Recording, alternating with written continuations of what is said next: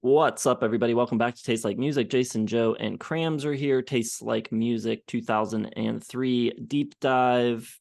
Back in the early days of this channel, we did a Albums of the Year series where we each picked our 5 favorite albums of each year from 65 to 2021, I think was where we ended that. And we felt like 5 wasn't enough. So we're expanding the lists and taking some extra time to dig through stuff we're unfamiliar with, see if we can find some new stuff that we're into as well. So we've got top 25s now.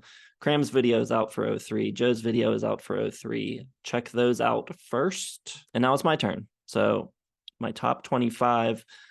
Before I dive in, I had 7 in common with Cram. Only 4 in common with Joe. How many trifectas will we have? The ones you have with Joe, you said 4 with Joe 4 with Joe. and 7 with me.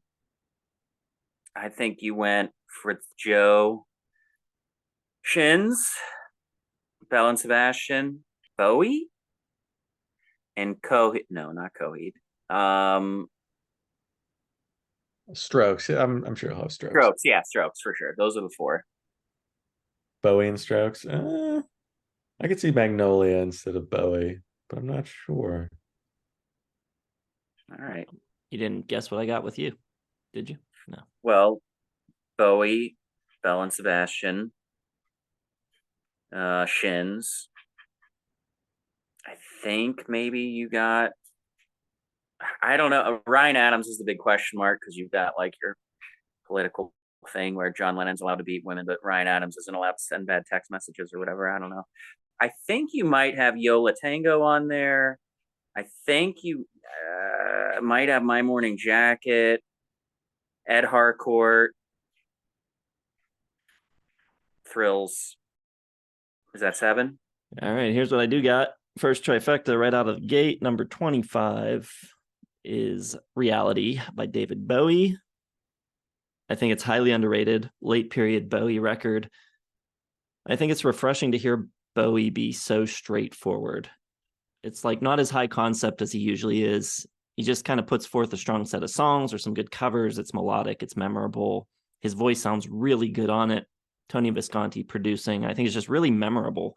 I find it to be a lot more memorable than other records around this time period, like Heathen and that kind of stuff. So yeah, I really like this record, and I believe it was my number 12 during Bowie week. So strong record.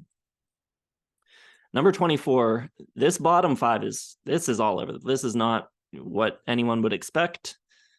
We will settle into the quote unquote Jason core eventually here, but number 24 is We've Come for You All by Anthrax. It's a little bit like Megadeth's Risk album from 99, where they go in this more like mainstream classic rock sort of direction. But I think unlike Megadeth, I think Anthrax do a better job here of kind of keeping a little more of their original DNA in the sound. It's still pretty heavy. It's really, really groovy. I think there's some really like killer groove rhythm section playing here. I think it just slams. It's really awesome heavy rock record. It's really catchy as well. I think there's some good songwriting. Get a couple guest spots from Dimebag Darrell, and you even have a guest appearance from Roger Daltrey on here. So it's a cool record. Check it out if you've not heard it. I don't really know how Anthrax fans feel about it. My guess would be that it's not one of their favorites, but I think that is what makes me like it. Number 23, another one probably unexpected. This is Anberlin with Blueprints for the Black Market. On the surface, Anberlin are a band that I should not like on Tooth and Nail Records, a label known for kind of like Christian punk rock stuff. You get a little sprinkle of emo in there as well, but I think they just have great melodic sensibilities, and not just in terms of the lead vocals, but everything contributes to the memorability of the songs, the guitar lines, the rhythm, the way they lock together. And for a debut, I think this is just like a tremendously well-produced rock record, really well made, and a bit of nostalgia for me too. I listened to this a decent amount back in the day. Number 22, wasn't sure. I thought there was maybe a chance this could make Joe's list, but apparently not. I got Her Majesty the Decemberists. They're an interesting band for me. My wife likes them a lot, and I've seen them several times live because of that. But admittedly, Colin Malloy's voice, I think, can really grate on me sometimes. They're very much a band I have to be in the mood for, but sometimes when I am in that mood, they just hit the spot just right. I do think Colin Malloy has a unique angle kind of as a songwriter, and a lot of what he does would probably become kind of like the precious indie folk rock cliches that Joe's always railing against, done by other people, but I think he does it so well that he kind of sidesteps that cliche feeling a little bit. He's great at this kind of like world building and establishing characters and a feeling of time and place. And I don't know, Decemberist music almost feels like its own MCU in a way. It's just this really specific aesthetic. And as much as others have tried to approximate it, I don't think it's really replicable. I don't think I've ever heard anyone really do that sound as well. And yeah, just they're a good band with catchy tunes and strong, memorable choruses. And then the last one in my first set of 5, I'm going with the Jayhawks, some alt country with Rainy Day Music. Kind of a back to basics record for them after working with Bob Ezrin on the previous record. I think there's just some really tremendous songwriting here. Stumbling Through the Dark, Save It for a Rainy Day, Don't Let the World Get in Your Way, I think are all great songs. Ethan John's production, I think, is just perfect here. Just a really subtle, nuanced touch, unfussy, almost like invisible production, which is what you want for this kind of record, just kind of letting the songs do their thing. And of course, you get those classic Jayhawks harmonies, which, are such a unique and identifiable thing. And yeah, I think it's a great record. All right, it's interesting. Yeah, I did not see the Anthrax one coming. I did not listen to that one. I guess I should have. That Decemberist album is probably the only Decemberist album that wouldn't make my top 25 in a given year. I do like them a lot, but I thought that one was a little underdeveloped compared to what they would go on. I think that's what they're second. And just not quite the Decemberist sound that I'm looking for. Well, the Decemberist sound I'm looking for is no sound at all. I hate the Decemberists. Amberlin, that one is really crazy. Didn't see that coming. Bowie and Jayhawks bookending that 5 obviously is pretty Jason-y. The Anthrax one is alarming and makes me want to listen to it real bad. Going to kind of stay in the Jayhawks world for a second with another sort of folk rock thing. I've got the self-titled only studio album by The Thorns, supergroup made up of Matthew Sweets, Sean Mullins, and Pete Droge. Just a really cool record. I think I wish they had done more, and not only this one record, but the superness of the supergroup doesn't stop with the 3 of them. You got Jim Keltner on drums, Roy Bittan on keys, Brendan O'Brien, Greg Lease, all legends rounding out the band here. It sounds so good. I think the songwriting on it is some of the best that any of the 3 of them have ever done. I think they're all pulling out like their top shelf material for this. I can't remember And No Blue Sky. I think if those songs came out in the 70s, they would be seen as all-time classics. It's just a beautiful record. I think everyone is lifting everyone else.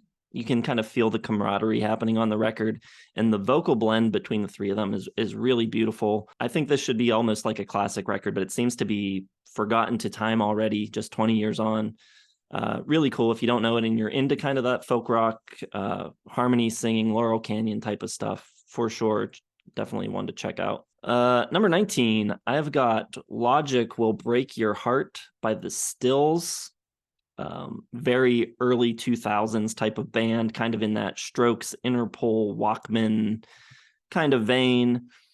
They kind of orbited that New York scene a little bit. They were from Montreal themselves, but they, I think, lived in New York for a couple months and played shows with a bunch of those bands, and that's how they ended up getting their record deal. They kind of have one foot in that world and one foot out. They kind of have some of that New York grit to them, but I think they also are a little more kind of expansive, a little more romantic. There's a little more spaciousness in their sound.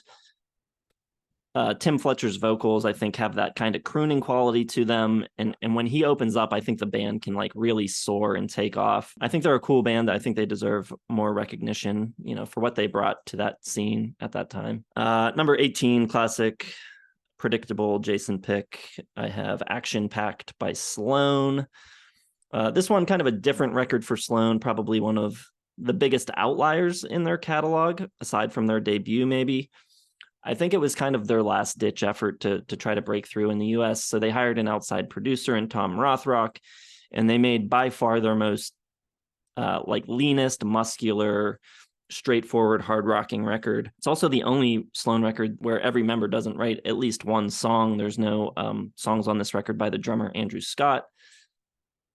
And I don't think it was really successful in breaking them in the US, obviously, but I do think it's successful in highlighting some of their other influences that have maybe always been beneath the surface, but not really showcased as much, kind of like your AC/DCs and your hard rock type of stuff. It's a lot of fun. It's a great record for driving fast, kind of a road trip type of record.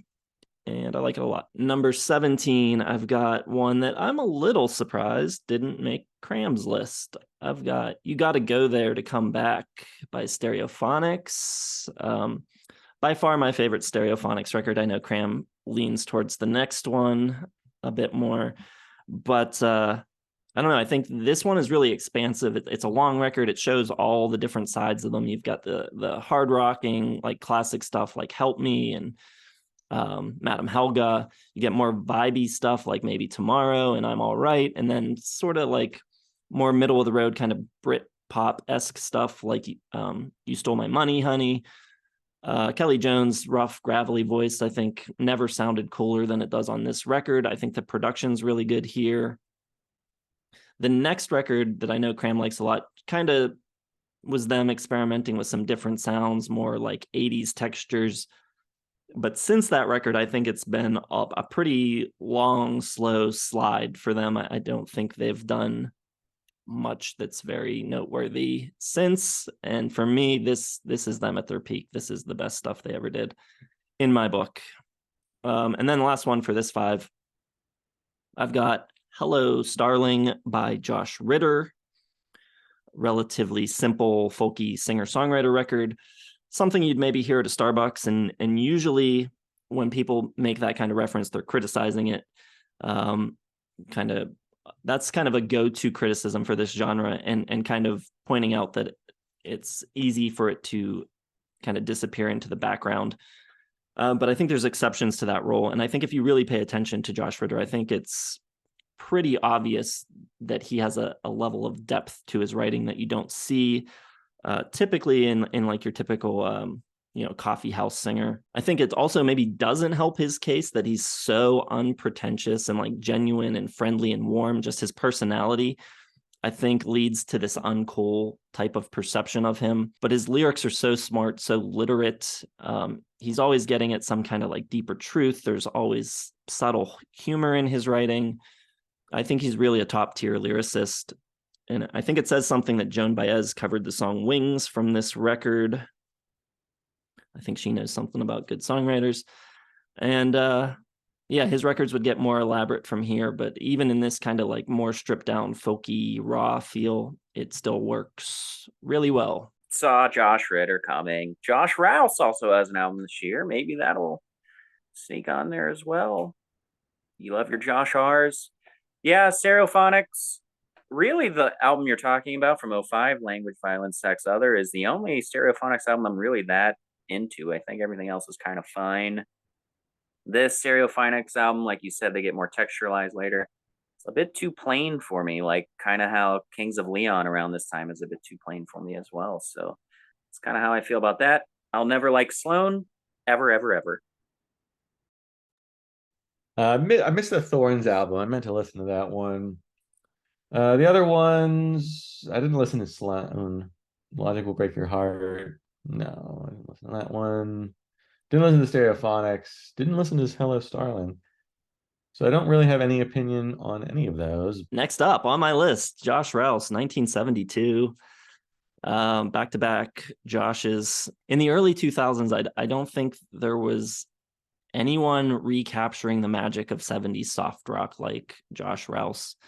I think it works so well for him because he wasn't, I don't think, like a slave to obsessively recreating that sound. Like a lot of this stuff still also feels very of 2003. So it's this kind of like he's capturing the essence of that 70s laid backness, that kind of thing. And yeah, I think he just does a great job at it. I think he's a good songwriter. I think he's a pretty underrated singer as well. You know, he doesn't like dig in or go hard or shoot for high notes very often, but you know, he's good at what he does. He knows how to deliver a melody. It's a great record for the fall, just a great kind of like Sunday afternoon type of record. It's got that very mellow, laid back vibe, and I dig it. I'm a fan of his. And this is not my favorite Josh Rouse record, but maybe top 2 or 3. Number 14, I've got someone who I talked a little bit about on the channel fairly recently. I've got Richard Hawley with Low Edges. This is his second solo album, just before he goes into like his peak stuff. His next couple records after this, I think, are his best. But even here, already so good, so unique, but also so timeless. I love stuff that kind of exists outside of an era. And I think if you were hearing Richard Hawley for the first time, I think this record would be hard to pinpoint when this came out. His voice is just incredible, so rich, so haunting. He was in my top 25 singers list, which we failed to finish. Maybe we will someday, but also, aside from just his voice, instrumentally, musically, everything's so well constructed. The arrangements are great.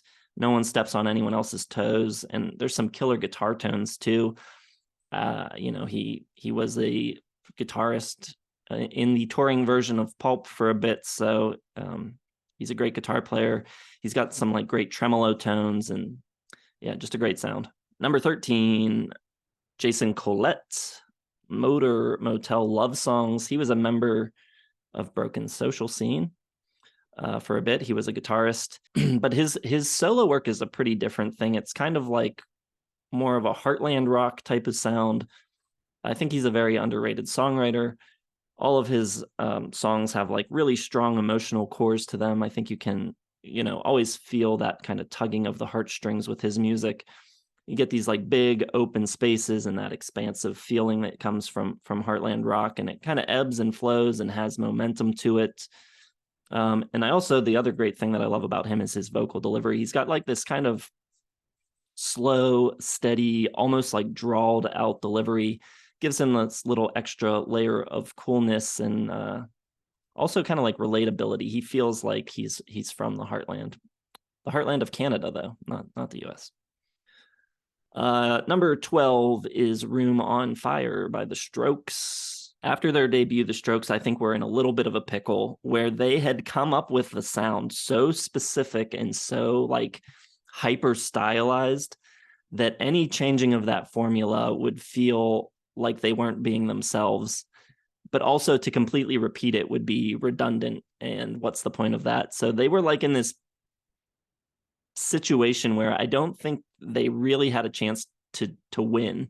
And I think the reviews of this album probably reflected that. And I think now that we've had some time to like time and distance, we can see how great it actually is.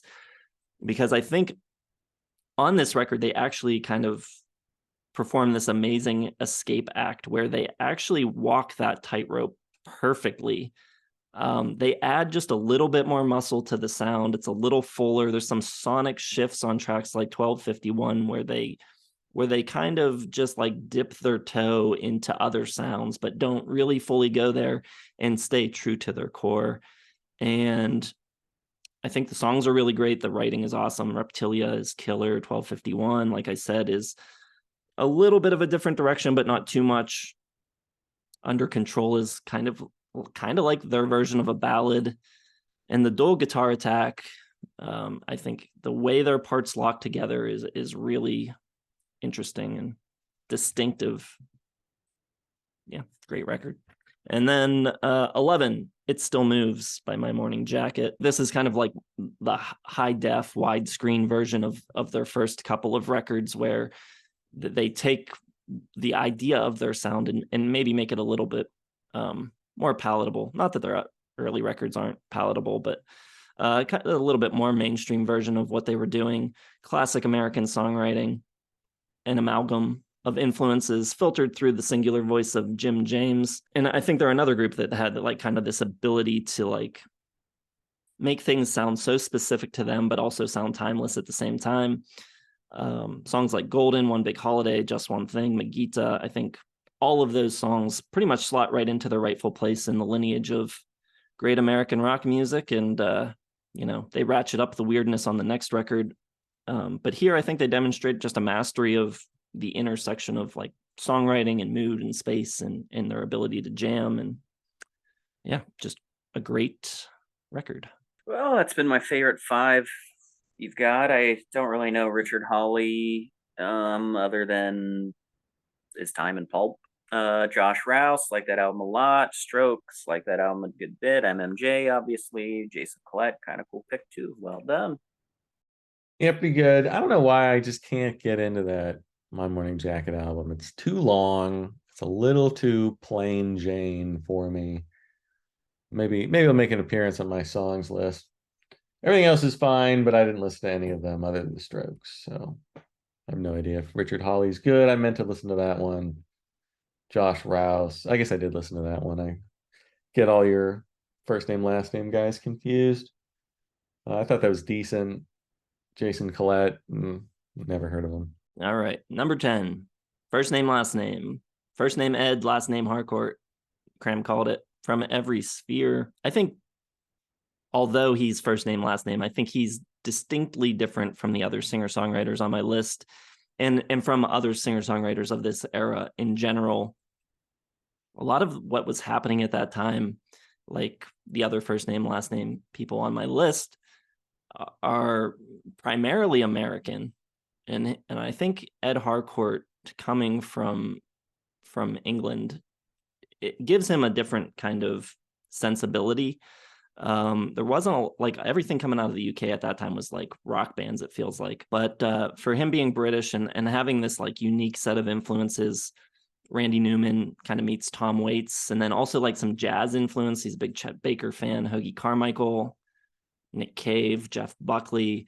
It's kind of a different stew than a lot of the other singer-songwriters at the time we're working with. He's got this kind of dark, smoky, jazzy undercurrent in all of his stuff. It's almost kind of noirish at times, but at the same time, still very melodic, and he's capable of being like very poppy, even almost in a kind of like music hall McCartney-esque kind of way. He's got a bunch of good albums, but for me, this one's probably the one that's strongest front to back. I think just every song really good and covering a wide swath of styles and sounds, and his voice is fantastic, like Cram said, and so rich, so emotive. He's a great piano player, and I like Chad Blake's production on this record a lot as well. Number 9, Someday by Grandaddy. This one may be the biggest surprise to me of the whole dive, where I've kind of been a casual Grandaddy fan for a while, but man, I kind of just fell in love with this record over the listening of the past couple months.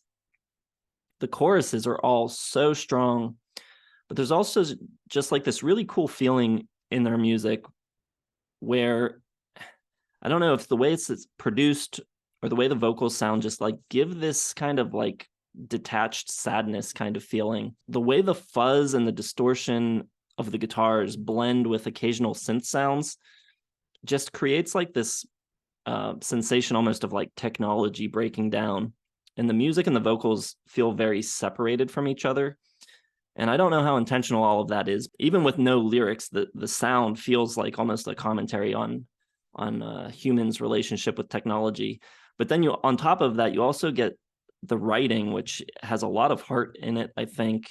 And it's just a great combination. And I think it's very intentional, actually, how they're doing it. So, yeah. Really dig that one. Number 8 on my list, self-titled album from Rooney. I think this period was like the last gasp for rock bands being unabashedly poppy and having any sort of commercial success. Rooney were like Weezer with a somewhat more prominent Beach Boys sunshine pop influence.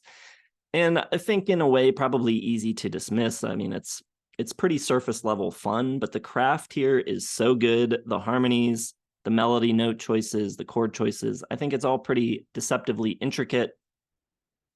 And I think they also have a way of kind of like going for things and making choices that inject a little bit of sadness into their sound, which is like my all-time favorite thing. When you're doing something that's clearly very fun, poppy, and happy, but there's that undercurrent just in the midst, of a little pop rock ditty. You're hit with that like little phrase or something that feels kind of sad.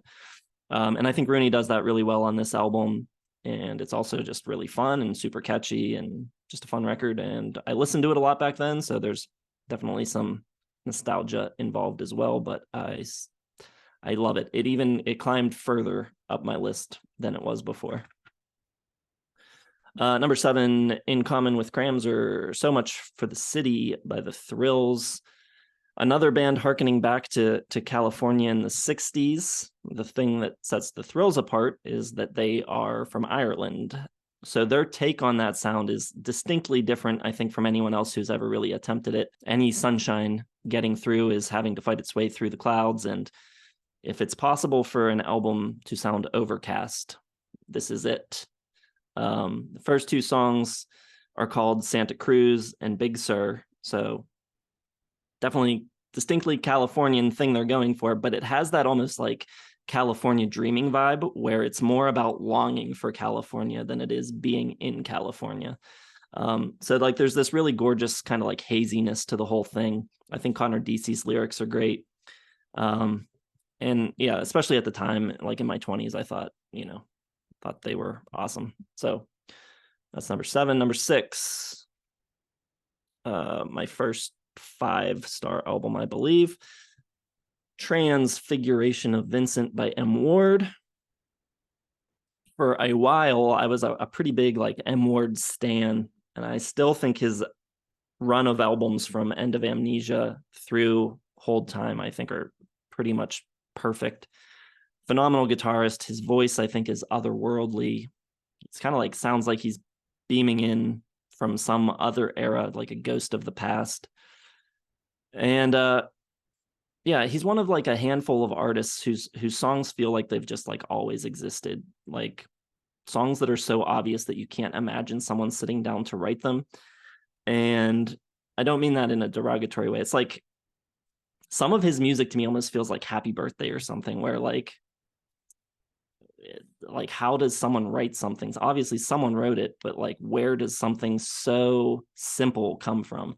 And that's how I feel about like Sad Song and Undertaker and Helicopter and Full Says. I mean, they just sound to me like essential pieces of like the American folk tradition. And then he's also capable of taking a song like Let's Dance by David Bowie and totally transforming it into something unique. And yeah, just love M. Ward. I really meant to revisit that M. Ward record, and I kind of forgot to. Grandaddy is someone that I'm so all over the place with. Sometimes I'm like, this is pretty cool. His solo stuff too. Like sometimes I'm like, this is really cool. And then sometimes I'm like, this is just basic shit. Like I go back and forth. It's really bizarre. Never got too into Rooney. And obviously I share Thrills and Ed Harcourt. So pretty Jason Core 5. Rooney just recently got bumped off my list. It would be on my list if I didn't include live albums. So I do like that one. I'll probably make my songs list one of those. The other ones, So Much for the City, again, I liked it, but wasn't ready to commit to 4-star relationship. And M. Ward, Grandaddy, Ed Harcourt, just not going to listen to those probably. All right. Number 5, Trifecta, Dear Catastrophe Waitress by Belle and Sebastian. Still Precious and Twee, but producer Trevor Horn, his production just kind of gives them that little extra backbone. I think it's a really focused effort with great songs. most of my favorite Belle and Sebastian songs come from this record. There's just so much to love, so many instrumental and vocal flourishes on so many of the tracks, but even something as bare bones as Piazza New York Catcher is, I think, equally engaging and gives you that little respite. Kind of, I think, similar to Room on Fire, it's a good example of like growing and expanding your sound while staying true to kind of like your established brand. I think it's a super stacked album. Every song is great. And yeah, it's just a fun record to listen to. Catchy as hell. Number 4, Rock and Roll by Ryan Adams. He's back. I left him off my original albums of the year list, but a little bit more distance has allowed me to kind of go back and reevaluate and reappreciate some of this older stuff. His newer records that he's been putting out, I don't know if it's that they're actually worse or if I'm just not connecting anymore, or the newer stuff isn't really doing it for me lately. But his catalog was completely like formative for me. I was a huge, massive, annoyingly massive Ryan Adams fan. So, yeah. But this record was like a big step outside of his alt country wheelhouse at the time, and I think it's great. It's kind of like this tossed off middle finger to the label, and I think for some people, and especially at the time, I think the criticism of it was that it was kind of like rushed and it felt kind of slight. Maybe the songwriting was a little less considered than the stuff he had previously been known for, but I think that's part of the fun and the charm of it. I think, most or all of the songs on the record make some reference to his influences through the song titles or through the lyrics or even through like little musical nods. So it's kind of like just him like rolling through all of his influences. Some of my favorite guitar tones ever on this record. I think the guitars sound so good. And the writing is still great, even as quickly as this record was made and the feeling of it being tossed off. There's still so many lines on this record that I think people would have killed to have written. Like, if I had a car, I'd drive straight into the window of a bank I owed money to, I think is a great line. The sun is shining hot at my feet. The city's an animal ready to eat, and it's raining like a nosebleed, cigarettes and sweets. That's fantastic. So just a killer rock record. I think it's really good. And I think it's probably a record that would be due for a critical reevaluation if it weren't for the certain events. Number 3 was not on my original list. It was not eligible. It is one of, if not my very favorite live album of all time. It is Setlist by The Frames. Cram fucking blew it. Yeah, I missed that. That is a 5-star album for me. That's probably in like, yeah, damn it. All right. Yeah, along with maybe only 2 or 3 other albums, this would be like top of my list for favorite live albums ever. The crowd is mixed really loud. The songs kind of like drift into and out of other things, like the way Star Star suddenly morphs into Pure Imagination from Willy Wonka, or Lay Me Down takes a detour through Ring of Fire. There's long banter between songs, and every word of it is just really engaging, really endearing. The band's fantastic, at the top of their game, and it more than any live record that I've ever heard, it gives you the feeling of being at the show. It's like it immerses you in the show. It puts you in those seats. And I think the Frames were one of the best live bands of that era. I only got to see them once, but they were phenomenal. And if you don't know the Frames, it is Glenn Hansard, who you may know. But yeah, I don't think he's done anything in his solo career that touches the Frames. So check that out. Top 2, number 2 is Youth and Young Manhood by Kings of Leon. For me, just completely badass rock and roll. Caleb's voice, his vocals are just unhinged at times, and yeah, they got that perfect like tight controlled sloppiness that is so hard to get right but makes for the best rock music. First 3 Kings of Leon for me are some of the finest rock records ever. I put them toe to toe with the best records of almost any era. were my favorite band for a brief moment, but yeah, I still love these early records. And you can debate, how you feel about the directions they went after those first three records, but this is awesome. This is the real deal. This is like pure rock and roll. You get this like sort of redneck looking hipster shouting about prancing around in high heels. It's just, I don't know, the coolest shit ever. Number one, we all know what it is. We all know what it's going to be. It's Shoots Too Narrow by the Shins. I've talked about it a ton on the channel. The quick version of this is that basically prior to it, I was listening to mostly classic rock. And I think I could say this about a lot of these 2003 albums that I love, is that I discovered them probably in 2004 or 2005. But once I've found this kind of path, I think there was a little bit of time in between being pure classic rock and finding this kind of indie rock path where I was kind of wandering in the dark, listening to like new metal and searching for something that was more my own. But this was the one that made it click for me.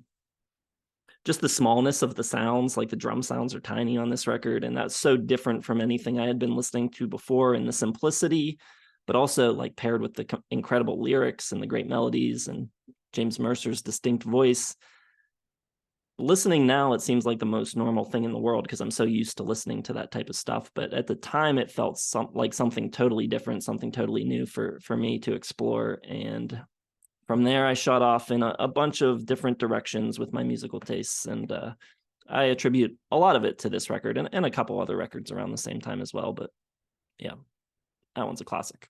Very nice. I love how you talk about the influence of that record on the future of your listening. And I am just so pissed off I forgot about Set List by The Frames. That would realistically slot easily into my 6 or 7 hole, probably number 6, right in front of Russian Rio. Damn it. Yeah. Obviously Shoots Too Narrow is great. Rock and Roll, I feel like that will make my top 25 someday. I didn't have enough time to really explore that one. Youth and Young Manhood, I don't quite get. Molly's Chambers rules, but everything else is a little lacking in, I don't know, melody or form. I don't know. There's just something about that record. It doesn't quite. Same with My Morning Jacket. It's just something's missing for me. The Frames, I have no idea why you guys like The Frames. And obviously Belle and Sebastian, it's good for top 5. Great record. Great record. All right. Well, there you go. Let me know what you think of my list. Let Joan Cram know what you think of their list. Go watch their videos if you haven't seen them yet. Like, subscribe, hit the bell for notifications. Check the video description for Facebook, Twitter, Instagram, website, merch, Patreon. Thanks for watching. We'll see you in the next one.